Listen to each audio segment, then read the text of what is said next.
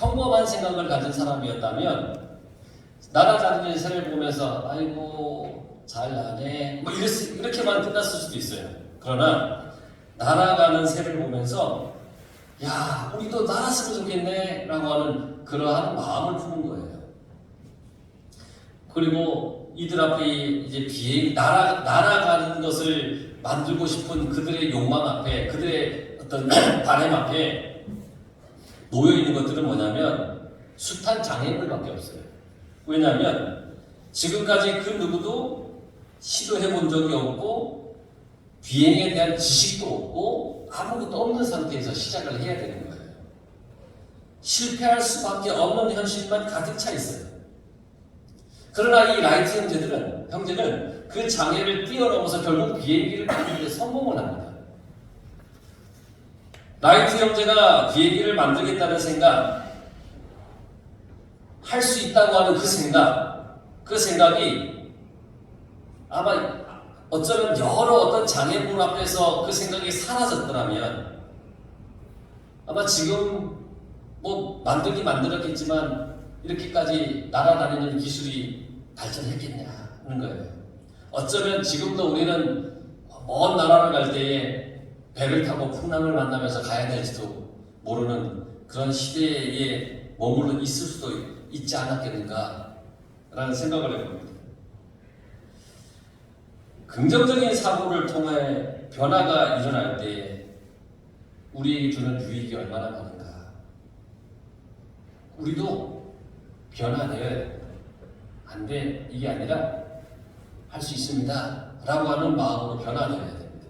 아, 이쯤이면 됐지. 여기서 우리끼리 이게 아니라 하나님 채워주시고 할 수 있는 힘을 주시고 일을 주십시오. 라고 하는 그런 어떤 삶의 그 변화를 우리는 주님 앞에서 요구하고 또 찾아 나가야 된다는 거예요. 성경에 보면 하나님의 약속을 믿고 결과의 좋음을 미리 보았던 사람이 있어요. 그게 누구냐면 여호수아와 갈렙이에요. 이들이 애국 땅에서 나와서 이제 가나안을 향하여 이렇게 가기 전에 이제 모세가 가데스 바네아에서 가나안 땅을 12명을 정탐을 시키잖아요. 이스라엘의 12지파 중에 한 명씩 대표를 뽑아서 정탐을 시켜요. 그리고 40일 동안 정탐을 하고 이렇게 돌아와서 이들이 보고를 합니다. 10명이 보고를 했습니다. 그 땅 좋습니다. 정말 젖과 꿀이 흐르는 땅 맞습니다. 그런데 거기에 보니까 아낙 자손이 있습니다. 아낙 자손은 거인이에요. 거인. 그러니까 우리가 그들 앞에는 메뚜기밖에 안 됩니다. 라고 그렇게 보고를 했고 이 여호수아와 갈렙은 맞다. 아낙 자손이 있긴 하지만 하나님께서 우리에게 주신 땅이 분명하고 우리는 그 땅을 차지할 수 있다라고 그렇게 보고를 했습니다. 하나님은 그렇게 하나님의 말씀을 믿고 긍정적인 이 시각을 가지고 변화를 두려워하지 않았던 여호수아와 갈렙을 마지막 가나안 땅에 들어갈 때 유일하게 출애굽했을 때의 성인 중에 유일하게 이 둘만 가나안 땅에 들어가게 해주신 거예요. 계속해서 쓰셨다는 거예요. 긍정적인 사람은 원망과 불평의 사람이 아니라 감사와 기쁨의 사람이에요. 할 수 없음을 보는 게 아니라 하나님 안에서 할 수 있고 하나님께서 미리 주셨던 이미 세워놓으신 그 하나님의 놀라운 결과를 바라볼 줄 아는 사람, 이런 사람이에요. 그러니까 여러분 항상 하나님 안에서 순종하며 긍정적인 생각, 하나님께서 나에게 주셨음을 믿고 내 앞에 놓여있는 것은 장애물이 아니라 하나님께서 뛰어넘게 하실 얼마든지 내가 이것을 극복할 수 있는 모든 것들이라는 것을 여러분들이 믿으며 그리고 살아가시길 간절히 바랍니다. 그리고 사람은 두 가지 종류의 사람이 있는데 과거 지향적인 사람이 있고 미래 지향적인 사람이 있어요. 과거 지향적인 사람은 옛날 일만 그리워해요. 옛날 일. 이선희만 너무 좋아요. 왜 이선희 이름을 좋아하냐면 이선희가 불렀던 옛날에요. 뭐 그것만 좋아해요. 과거 지향적인 사람. 맨날 이 사람만 찾아요. 근데 이 사람은, 이 과거의 지향적인 사람은 현재와 미래에 대해서 굉장히 부정적이고 소극적이에요. 그러니까 현재와 미래가 두려워요. 맨날 과거만 두고 맨날 옛날에만 찾고 그냥 맨날 그러는 거예요. 아마 이 사람 노래방 보면 18공곡이 옛날에. 그러니까 과거의 기초에서 그냥 현재를 안주하고 싶어하는 사람. 그리스도인으로서의 과거는 어떤 거냐면요, 불신의 의미가 있고 어두움의 의미가 있어요. 과거. 그러니까 이게 과거에 우리가 그런 인생이었다는 게 아니라 그리스도인에게 있어서 과거가 무엇을 의미하고 상징하느냐면 죄 가운데, 불신 가운데, 어두움 가운데 있었다는 걸 상징해요. 그러니까 죄 가운데 지냈던 세월을 의미하는 거죠. 그러니까 모든 것이 회의적이고 비관적이고 그럴 수밖에 없어요. 아무런 희망이 없어요. 근데 미래지향적인 사람, 이 사람은 미래에 이루어질 것들을 소망해요. 앞에 놓여있는 장애물을 두려워하지 않아. 뛰어넘어야 할 하나의 과정이 있는 거예요. 미래에 주님께서 이미 만들어 놓으신 그 결과들을 보면서 그래, 나에게 좋은 것들을 준비해 주셨지라고 바라볼 수 있기 때문이죠. 우리는 쓰임받기 위해서 변화되어야 됩니다.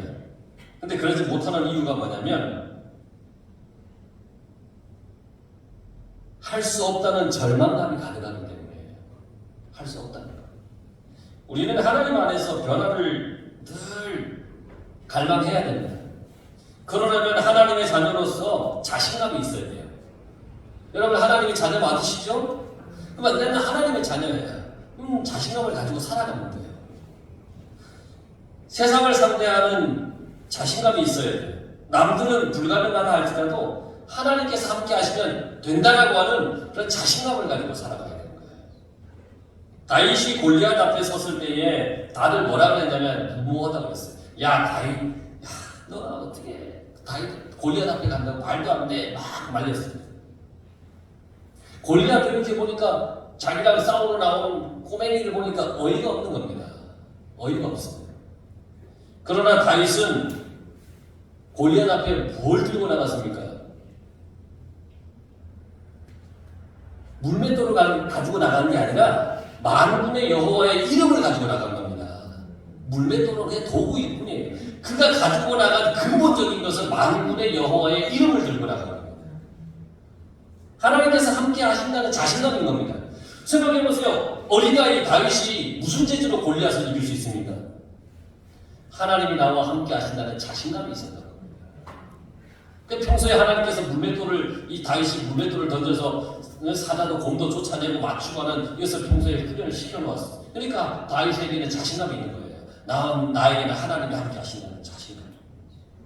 여러분들이 하나님의 자녀입니다. 하나님이 동행하십니다. 그러니 하나님 안에서 자신감을 가지고 살아가시기 바랍니다. 출애굽기 3장 10절에 보면 모세가 그래요. 이제 내가 너를 바로에게 보내어 너에게 내 백성 이스라엘을 애굽에서 인도하여 내게 하리라 할 때 모세가 뭐라고 대답을 하냐면 내가 누구이기에 바로에게 가며 이스라엘 자손을 애굽에서 인도하여 내리까? 라고 하나님 앞에 대답을 합니다. 하나님의 명령 앞에 넋을 놓고 있을 수는 없어요. 하나님의 말씀 앞에 우리는 아멘 하면서 순종해야 됩니다. 아멘. 예, 맞습니다. 아멘. 모세는 자신이 그럴 만한 사람이 아니라고 단정을 했어요. 내가 누군데 그렇게 합니까? 과거에 한 번의 실수가 모세를 나약하게 만들었죠. 연약한 자신의 모습을 발견하는 것은 좋지만 그 연약함 때문에 주저앉는 것은 안 돼요. 모세는 초라해졌어요.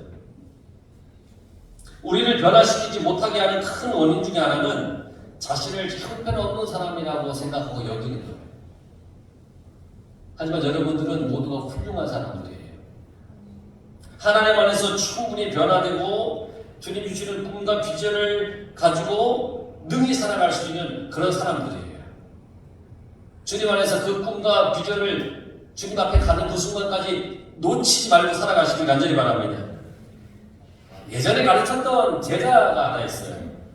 그를 만나게 됐습니다. 그런데 만났는데 이 학생이 이제 청년이 됐었어요. 대학을 졸업하고 직장 생활을 하게 되었었어요. 이제 고민에 빠져 있었어요. 그 고민이 뭐냐면 교회 학생부에서 자기들은 교사를 하라고 요청을 하는 거예요. 교사 좀 하라고, 교회 학교 교사 좀 해라. 근데 그의 말에 의하면, 그 학생의, 그 제자의 말에 의하면 자기는 너무 부족해서 교사를 할 수 없다는 거예요. 그 부족해서 교사를 할 수 없는 게 맞는 건지, 부족하지만 기도로서 감당해야 맞는 건지, 이제 자기 스스로 생각하게 됐다는 거예요. 이 아니 부족하니까 하지 말아야 되느냐, 부족하지만 그래도 기도하면서 감당해야 되느냐. 왜 그런 생각을 했느냐면, 그 이제 제자의 입장에서 부족하니까 못하겠다라고 하는 말이 자기에게는 정당성이 있게 생각이 되었기 때문에 생각했다는 거예요. 내가 부족하니까 못해. 이게 정당한 거예요. 맞잖아요. 부족하니까 못하는 것. 그러니까 내가 못하고 안 할 수밖에 없는 이유는 내가 부족한 것 때문이다. 부족하기 때문이다. 그런데 그건 세상적인 얘기고, 하나님의 일은 부족하지만 그래도 하는 거예요. 부족하지만 그래도. 약한 남을 들어서 강한 자를 치시는 분이 하나님이시고, 미련한 나를 들어서 지혜로운 자를 부끄럽게 만드는 것이 하나님이시는 거죠. 그러니까 내가 하려고 하니까 안 되는 거예요.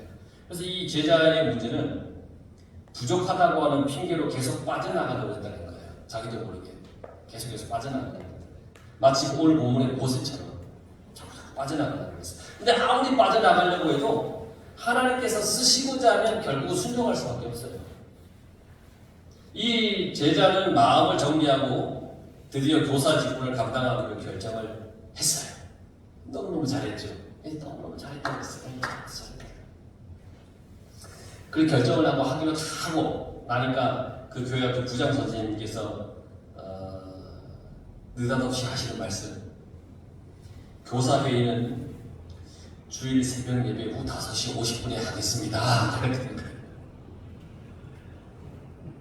그 말을 듣는 순간 조금 이 제자는 당황했지만 이미 그래도 사명의 기쁨으로 감당하기로 했기 때문에 열심히 해야겠다라고 다짐을 했고 지금도 열심히 하고 있다는 거죠. 처음에는 자신이 부족하다고 하는 핑계로 요리조리 빠지려고 했어요. 하지만 결국 그의 생각과 마음이 자신이 앞에 놓여있는 장애물을 뛰어넘을 수 있는 긍정적인 것으로 다 변하게 된 거예요.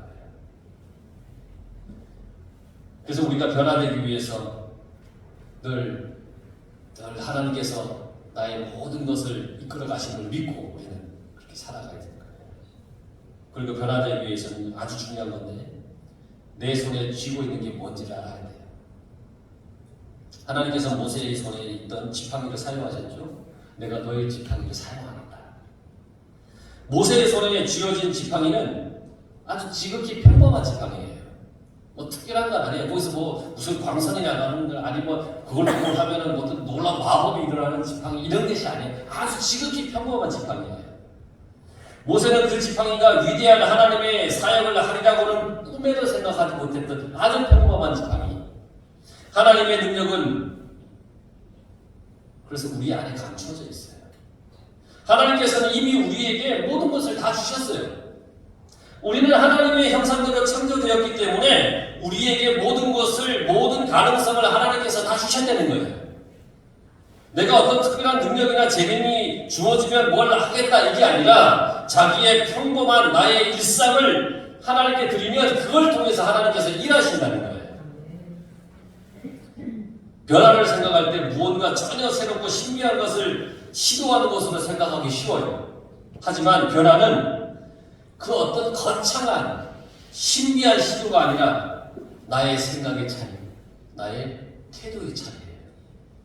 부정적인 생각은 그 생각을 버리고 긍정적으로, 나태와 태만은 다 버리고 부지런함으로 바꾸는 거예요. 남의 떡이 커 보인다고 그러잖아요. 남의 떡이 커 보여요.